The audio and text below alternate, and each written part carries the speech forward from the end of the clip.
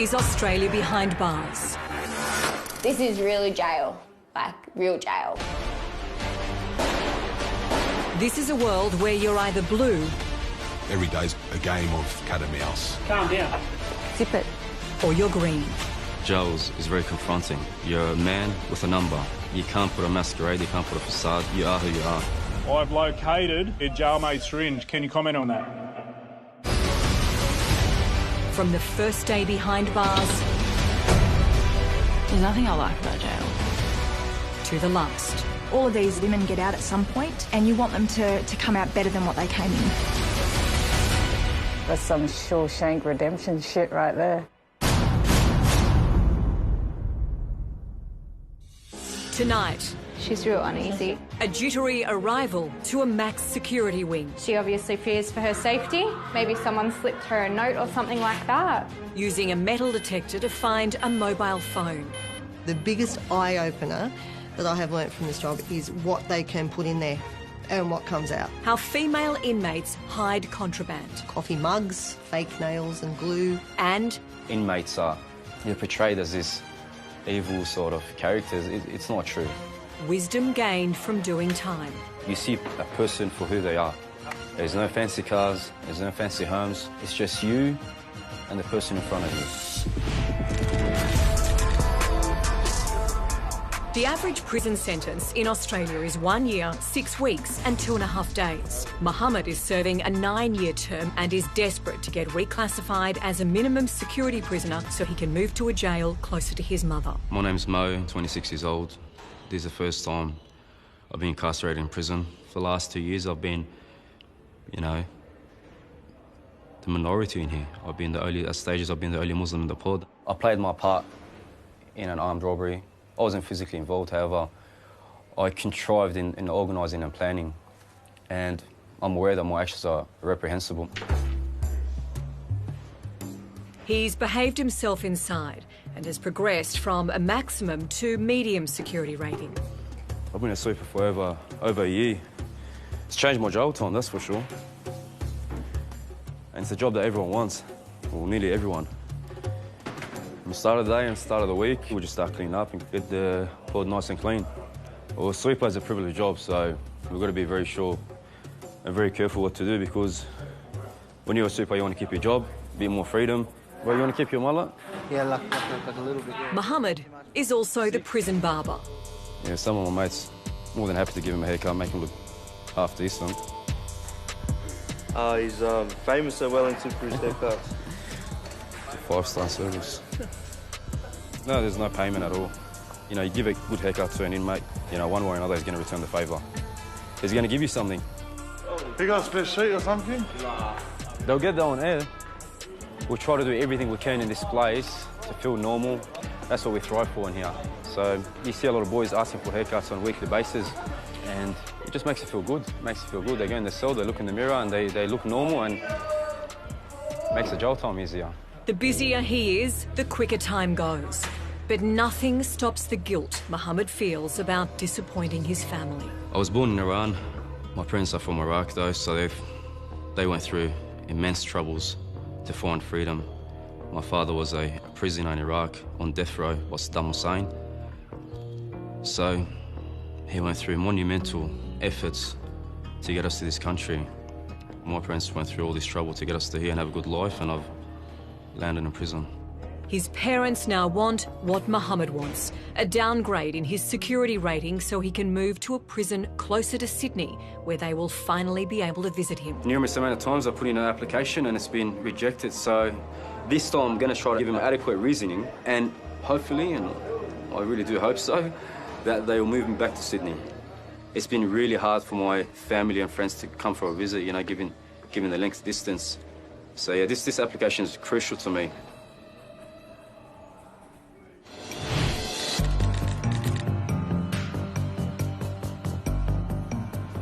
Just anywhere. Yeah. All right. Beautiful. At Dilwinia, Officer Vanessa is on duty for a rarely filmed lock-in day. These wheels have a mind of its own. For operational reasons, cell doors will remain locked for longer than usual for the safety of inmates and staff. So we're just about to deliver all the lunches. It's a lock-in today, so we're going to have to self-deliver them with the sweeper's help. So on the menu today, we've got a Devon salad roll, dried fruit and yogurt tray, and your banana and your apple. Just drop them there. The sweeper is the only inmate allowed out of her cell today. The role of a sweeper, they are a more trusted inmate that has no non-associations with any other inmate in their unit, meaning that they can mix with other inmates without any altercation. All right. So all we're going to do now is just open all the hatches and evenly disperse all of the lunches. Can I just open the hatch for your lunch? Can I just put your lunch at the door then? Yeah. So the lunches are very important for the inmates, especially during a lock-in day, because unfortunately there's not much to do in there other than write letters to their family, watch a telly if they have one, and eat. What do you want? Your lunch, do you want it? Yes. Okay. Are you out of the shower yet? Yeah, I'm in the shower. Okay. I just treat all inmates equally, no matter what they've done. One could be in here for drink driving, another could be in here for murder, but I will equally treat them the same. I will respect them if they respect me back. I feel like you just have to talk to them like they're a normal human being. So this wing's a little bit less timid than the other side, so we always get a lot of yelling and screaming when we walk in here, as you can hear. I'll speak to them the same way they speak to me. As soon as they disrespect me, that's when I will up it. But I find it's easier to keep calm and collected, and that can help de-escalate a lot of situations. What's wrong? You need to stop yelling. It's not going to... I know. Well, it's not going to get you anywhere yelling, okay? Miss, how about you tell the camera crew what jail's really like? You can tell them what jail's really like if you want. No, because I haven't had a shower. Okay. Can't do your hair and your makeup quick enough? Can you shut the door? I can have a shower. I'm just a naturally happy person. It takes a lot for me to be down in the dumps. I do hear that on a regular basis, that I'm always so happy, like, Miss, why are you always so happy? Why are you always smiling? I can see your feet. Was that you yelling? No, it's me. I'm back to the cameraman room. If a situation gets quite elevated, I do have a different demeanour, but I feel like there's no point putting that into practice unless it's really necessary. Thank you. All good? Yeah. If the inmates decide to eat their buy-up food for the day, we do a hot water round, so the sweeper will take the hot water around. A lot of them have noodles in their cell and things like that, so they much prefer to dig into that stuff over the issued food. And once her job is done, pop you back in. The sweeper is returned to her cell. All right. See you at dinner time. Coming up, she's real uneasy. Vanessa deals with an inmate scared for her life. She obviously fears for her safety. Maybe someone slipped her a note or something like that. And the biggest eye-opener that I have learnt from this job is what they can put in there and what comes out. What prisoners want to keep hidden. I've seen some funny things come out of those places. Coffee mugs.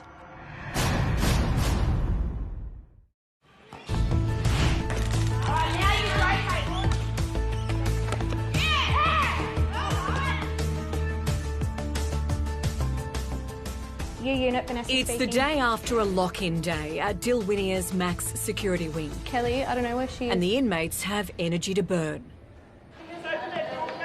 No. No. We've got girls in here for aggravated bodily harm, murder. We definitely have the worst of the worst in here.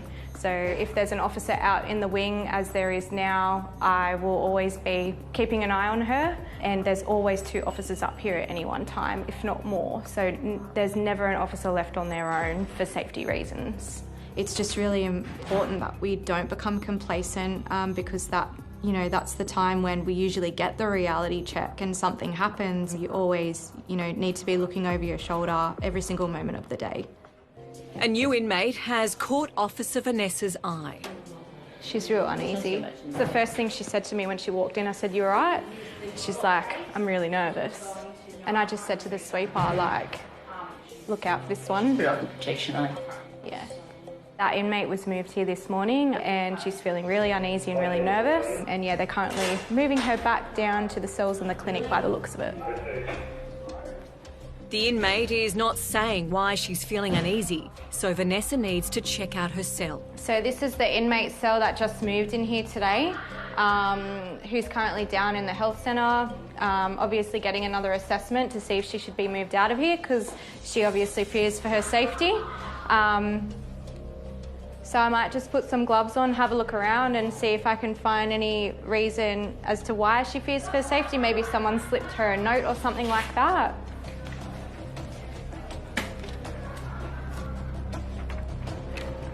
She's just got a list of her medication that she's on. But yeah, if someone's done something to her today or said something or slipped her something, it's best to find it now so that we know what's actually happened.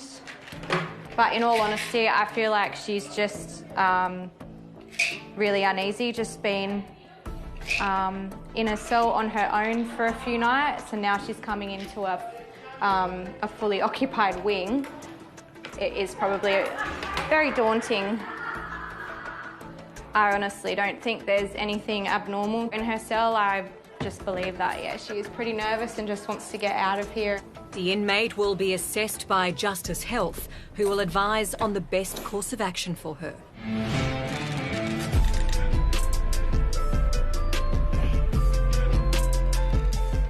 Doing the rounds at Silverwater's protection wing today is Officer Dominic, all 6'7" of him. Yeah, T-block, can we get the middle door unlocked? He wanted to be a cop, but became a corrections officer 3 years ago. I've always been intrigued, you know, like about prisons, about, you know, crime, law. When I joined the academy and that, you know, it just kept me, yeah, it was one of those jobs where I was just like, wow, I can't wait to, you know, step foot into prison. I can't wait to see how it works. Dominic found the 10-week officer training course fascinating, but it didn't prepare him for what lay ahead. It's one of those jobs where you can get abused all day, you know, and it does mentally drain you. And, you know, you do walk out of here thinking, wow, like I've just literally been abused all day. So it does sometimes take a lot out of you. What cell do you want to go? From 264 to 261. Jail's jail. So you've got your officers who wear blue, you've got your inmates that wear greens. You know, you got to try stay ahead of them, and they're trying to stay ahead of you. You know, you're not friends, you've got to be professional. You know, obviously they're inmates.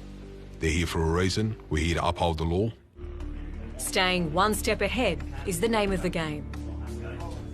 I've just been called down to T-block, which is a protection pod. We've had reports of contraband getting like thrown over the fence, so we're just going to go do a yard check prior to the inmates coming out to the yard. Drugs, mobile phones, tobacco, lighters, even cooking spices have been known to get tossed into jail yards.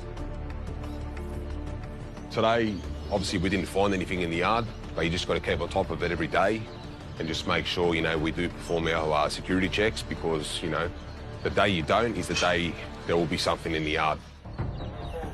Above all else, officers need to expect the unexpected. I think it's a very important part in your career, standing your ground, because if you get stood over by an inmate, or you get put on show, or you don't react, or you don't, you know, do anything about it, I personally think that can affect your whole career. Because if other people see that inmates, you know, put it over you or abused you or threatened you, and you don't do anything about it, in my opinion, you look weak. And it's not really a job where you want to look weak. Just up the road, 25 new recruits are not worried yet about their reputations. They're just happy it's graduation day.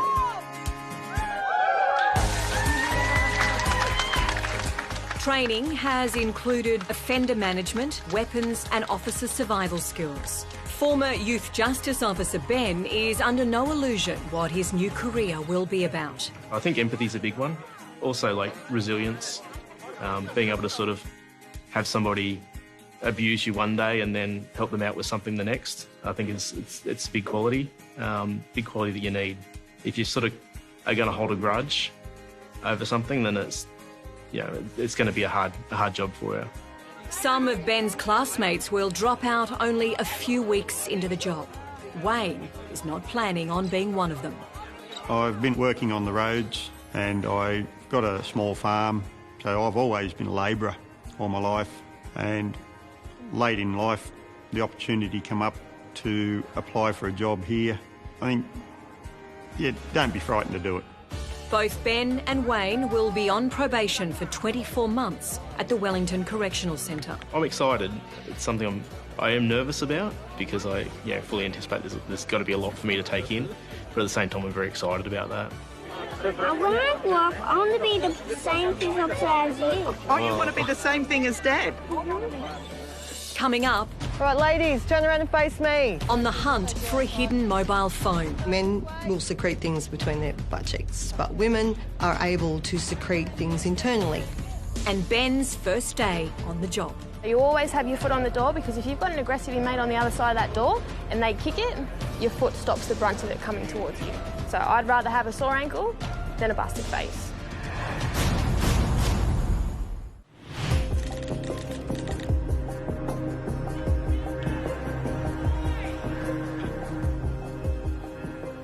Four years into a 9-year sentence for his part in an armed robbery. Mohammed has recently applied again to be reclassified as a lower-risk prisoner so he can move to a jail closer to his family in Sydney. You can have as many boys as you want around you, but at the end of the day, your family is your best support network. For encouragement, a bit of hope, a bit of optimism. Mohammed has been a model prisoner and has slowly worked his way down the security classification ratings. He started as A2, considered one of the highest security risks, second only to those charged for terrorism. He's now a B rating, or medium security, but needs manager of security Justin to give him a minimum classification. I think he's one of your sweepers. Yeah, he's a good sweeper. He's got good case notes. Yeah. Never puts a foot wrong. Yeah, because he's put in for a compassionate transfer to Sydney and got somebody that's unwell in his family, and he's asked for an early classification, and they've actually recommended for him to progress again to a C1. Officer Dave is pretty pleased that he will be the one to give Mohammed the good news. He's one of the better inmates. He's here to do his time without any dramas with other inmates. He's got a sick family member and he needs to be closer to that family member, and we can accommodate it. There's no reason why he can't go down there.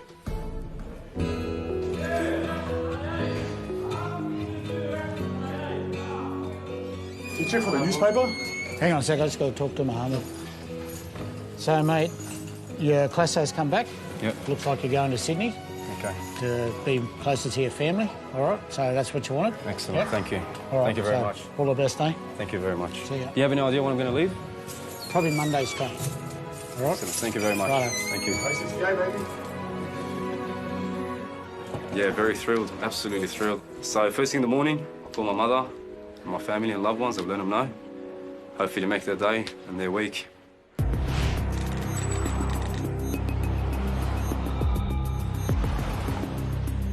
The other shoe.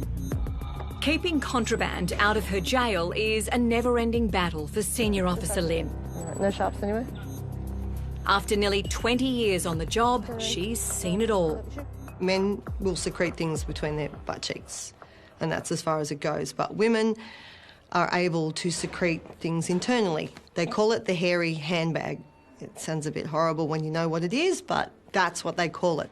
It's hoped the introduction of full-body scanners will reduce this age-old practice. All right, ladies, thank you for your time. The biggest eye-opener that I have learnt from this job is what they can put in there and what comes out. Today, the target is a mobile phone. We're heading down to the kitchen. They've got some inmates working in the kitchen. One of the girls that works down there is... they've just received a little bit of intel that she could be in possession of a mobile phone. So we'll take the cell sense down there. Hopefully we'll pick it up. Mobile phones in female centres aren't as common as in male centres. I don't know why that is, but it's important to keep them out because They can organise business from within the centre, and they can organise getting contraband in, etc., contrabanding for other people, and just basically running prohibited businesses outside the centre while they're still inside.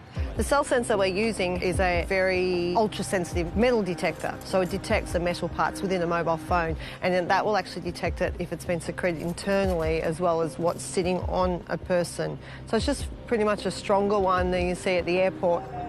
Lynn is not surprised that one of the inmates may have a mobile phone hidden. I've seen some funny things come out of those places. Coffee jars, coffee mugs, nails, like fake nails and glue.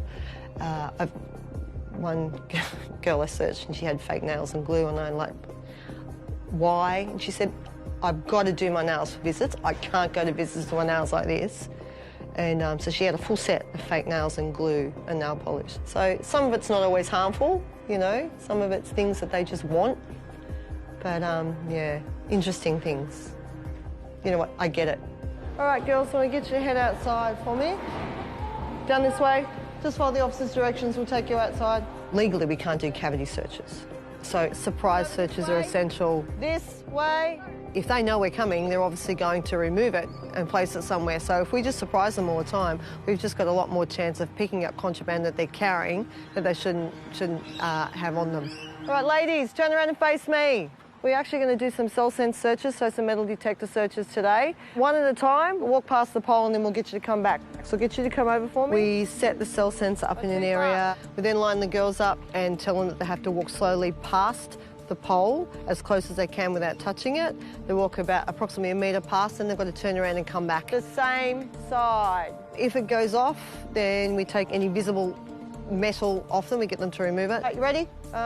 Give me your watch, because that'll indicate straight away. All right, okay. And then we get them to do it again, and then if there is another indication, then we'll have to do a complete strip search. Walk down past the pole, nice and close to the pole. You're going to take it nice and slow.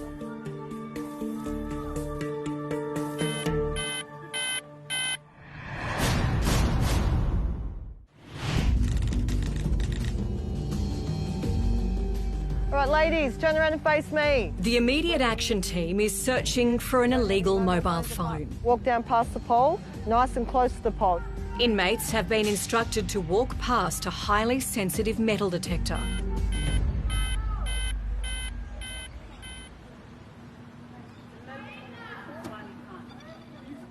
Do you have an underwire bra on at all? Bra, yes. Do you have an underwire in that bra? Yeah. One of the girls indicated on the pole, because they wear underwire bras, sometimes the metal, that's how finely tuned it is, that will pick up on that. So she's just removing that, and then we'll run past her again. If the inmate does have a mobile phone, she's likely to have time added to her sentence. Girls, everybody up the other end for me.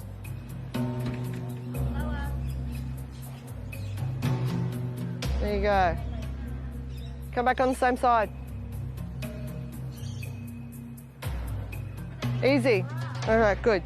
Yeah, girls, so it will pick up on your underwire, but we will ask you to remove that, so you can't get away with it. I'm wireless, baby. No thanks. Don't want to know. Good news, we didn't find anything. Mobile phones being found on your person as an inmate is a very serious offence, so they will face court for that, and it will more than likely end up being extra time on their sentence. Back to work. Behave. No contraband found this time, but the immediate action team has other intel to investigate in another cell pod.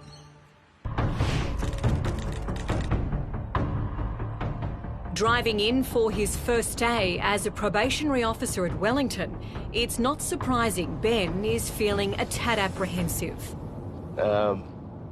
Feeling a little bit nervous. Spent a lot of time training, but in a lot of ways this is where the training really begins. With the inmates, they're definitely going to know that I'm new.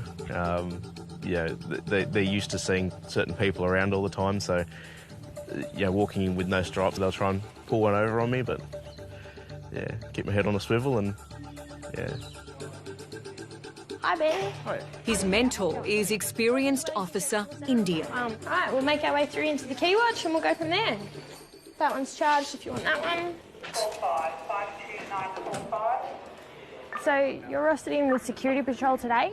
What they do first is they'll go around and they'll do a head check of each cell. We're basically just checking that everyone's all right in that cell. The theory that we learn to start off with is all background, and it doesn't really make a lot of sense until you put it into practice, and then it's like, oh, wow, that's what all those PowerPoints were all about. So when they do a let go, you'll see that there's always 2 staff on a door.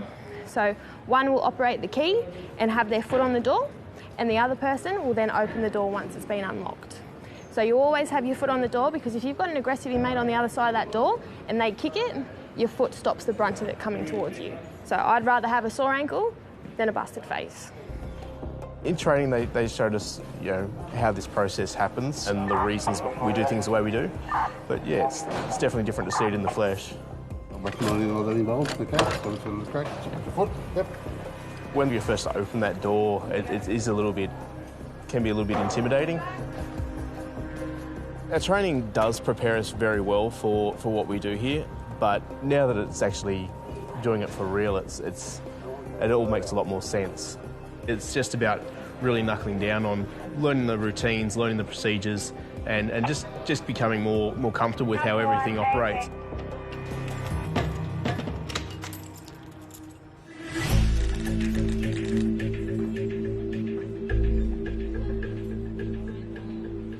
Behind bars, privacy is almost a forgotten word. Even personal mail is heavily scrutinised. We're reading the letters for any intel that could help us in regards to any breaches of security taking place. So we're information gathering as well as trying to prevent drug introduction into a centre.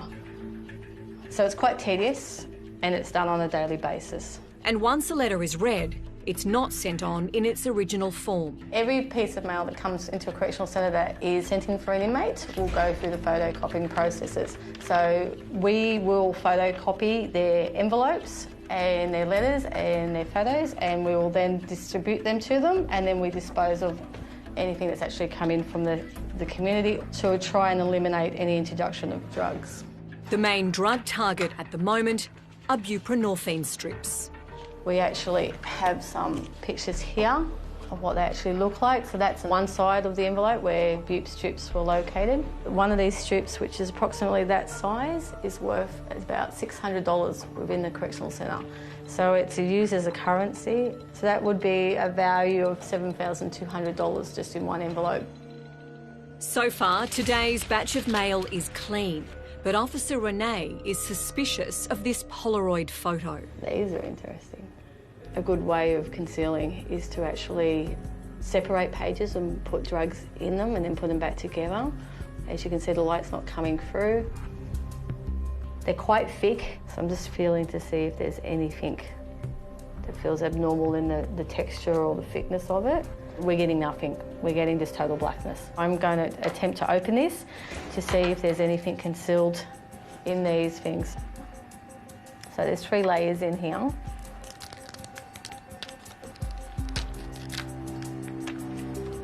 So if I break apart the layers, doesn't appear to be anything on that, but I'm still not able to get a clear indication as to whether there is anything abnormal in this photo.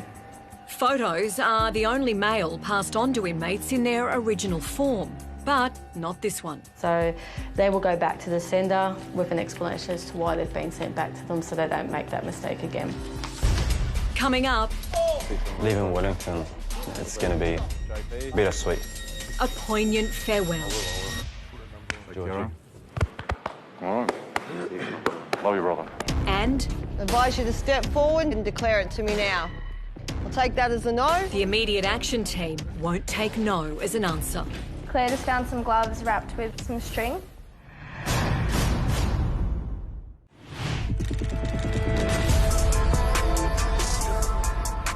It's a great day for me. I'm very happy from inside. It's been great. Inmate Mohammed has some great news to share with his mum. The application that I told you about, the early classification application, I put it in and it got approved. So, good news, I'll be coming back to Sydney in the next 7 days. Yes, I can finally get to see you after 2 years. You gotta wait till I get moved, then you can book a visit. Mohammed's mum has not been able to make the 5.5-hour drive to see him, but pretty soon he will be a lot closer.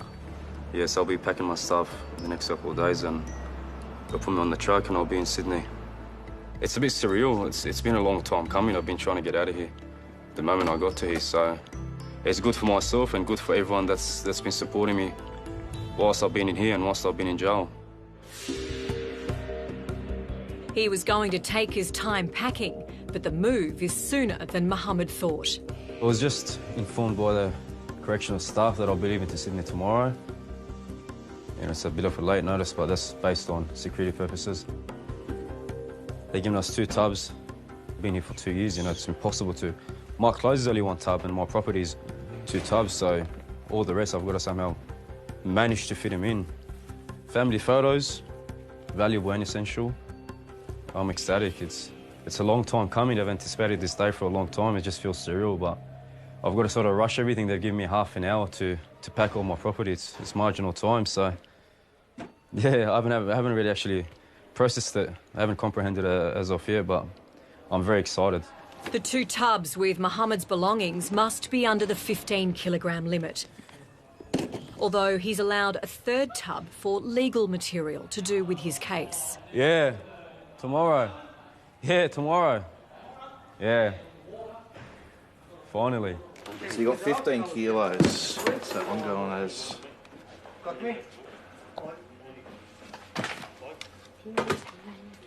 Yep. That's the heaviest one, won't it? A few cans in there. Should be right. Sweet. Oh, good. All right. Closer to home? Yeah, I'm from Sydney, so... Yeah, mad. Been waiting for this day for 700 days. He may have been waiting for this transfer for a long time, but Mohammed is leaving behind friends he had not expected to make in jail. Leaving Wellington, it's going to be bittersweet. I've been very fortunate that I can genuinely say that I've met some great people in here and friends for life. See you tomorrow, brother. Thank you for everything. They've guided me, they've supported me, they've mentored me, you know, it's been significant. Hopefully I'll see you there. There's no facade in here, you can't put a masquerade, you are who you are, we're all wearing greens. We're all the same, we're all going through similar hardships and you see a person for who they are. There's no fancy cars, there's no fancy homes, fancy clothing. It's just you and the person in front of you. And it's difficult to comprehend for people on the outside because it's stereotyped. The fact that inmates are portrayed as this evil sort of characters, it's not true. Love you, man. Love you too, my brother. I'll call Mary. I will. George. All right. Love you, brother. Spoke to my family yesterday. Spoke to them this morning again and wish me luck on the journey and they're very excited to see me this week, God willing. Yeah, it's very important for my mother. You know, she's obviously going through a bit of hardship at the moment and it's perfect timing. She's been fasting for 30 days and not to be self-assertive, but I think it's the perfect present for her, for me to go closer to home in Sydney. Security to M-Block. Yeah, can you advise when I can send an Alpha up for intake? Yep, clear up here.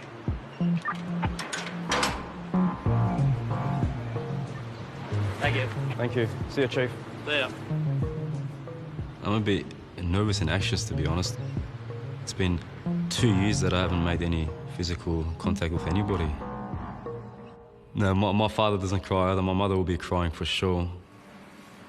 They're absolutely ecstatic that they're going to see me and vice versa. But I'm looking forward to it. I'm not going to be crying. Regulation strip search, you got anything to declare? No sharps, no nothing on you? After the strip search, it's a 5.5-hour drive to Sydney.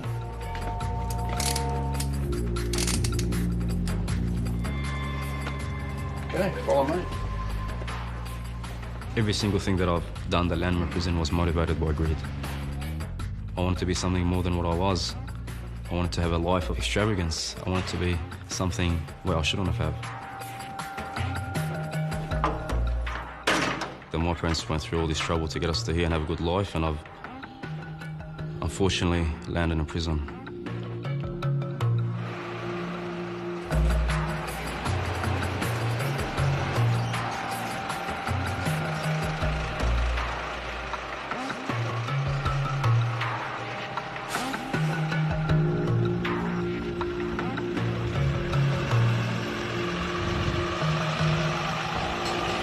Next, Actually, that's what they used to make a tampon. a cell raid uncovers more inmate ingenuity. They wrap syringes or drugs up and then secrete it like a tampon. And then obviously they can retrieve it with the string.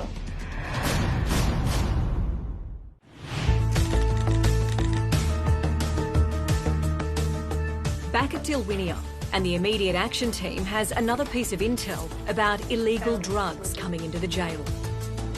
One of the inmates came to me and told me that one of the girls had received a contraband drop from over the fence. I told Lenny about it this morning and she's decided that we're going to go up in a minute and search all the inmates within that unit and the particular inmate's cell. All inmate intel is taken seriously and investigated. A few of them particularly like to maintain good relationships with staff members. If they get caught with something, they might get, in their mind, a bit of an easier punishment. The other reasons could be just they don't like them and they want to give back at them or whatever. So it's a little bit of just a payback. Or they want to get them out of the unit that they're in, moved somewhere else, that's another reason. Or as Claire said, it could be that they think that they will get in less trouble if they actually give us some information, which that's really not up to us. That's up to someone of a higher pay level than us. Guys, just have a listen up. If you do have any items on your person or in your cell that you know about that you are not allowed to have, I advise you to step forward and place your hands on your head and declare it to me now. I'll take that as a no. Let's stay nice and quiet, and we're done as soon as we can. Lynn is not expecting the pat search to come up with anything. Step a little bit wider for me, a little bit wider, put your arms out to the side. A lot of girls are really good at holding that in there, and you can't see it, and it doesn't just fall out. Sometimes it does, but not often. Which means cell searches are super important.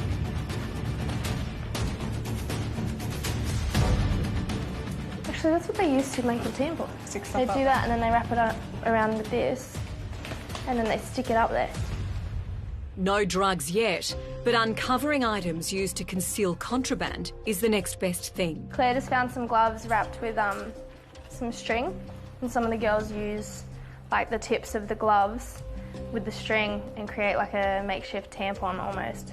They wrap syringes or drugs or other things up in it, in tissue and stuff like that, and then secrete it like a tampon. And then obviously they can retrieve it with the string. Nothing can be proven by finding these items, but it does mean the inmate will be watched closely. It's always good to not find something, but that doesn't mean that nothing's in here. It just means we haven't found the hidey holes, that's all. But it's part of your dynamic security, though, doing your patrols and doing your searches and making them aware that we can come in at any time. So it's part of our job.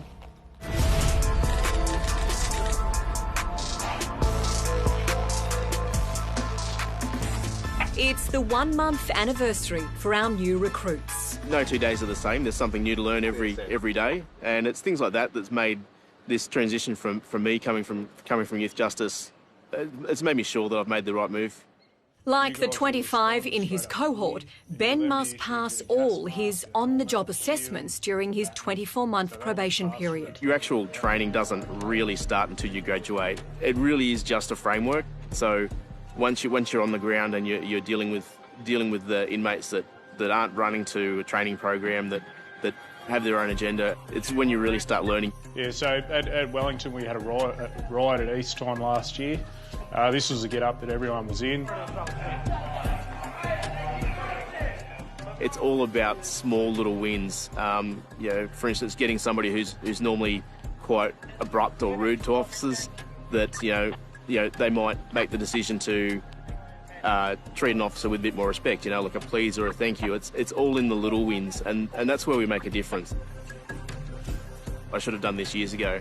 I've really enjoyed my time here, and I can see that this is an organisation I'll be involved with for a long time. Officer Wayne has also found a home at Wellington. And from the other officers, you pick up little bits and pieces all the time. You're always going to get some of the names wrong. Yeah. Some of the guys will obviously react differently. Do it on purpose, but even if you go, mate, I don't know what it is, can you tell us what it is? Yeah. But no, you did well. Or somewhere near it. Yeah. At the end of the day, if something goes wrong, pear-shaped, They want to know that you've got their back, and I want to know that they've got mine.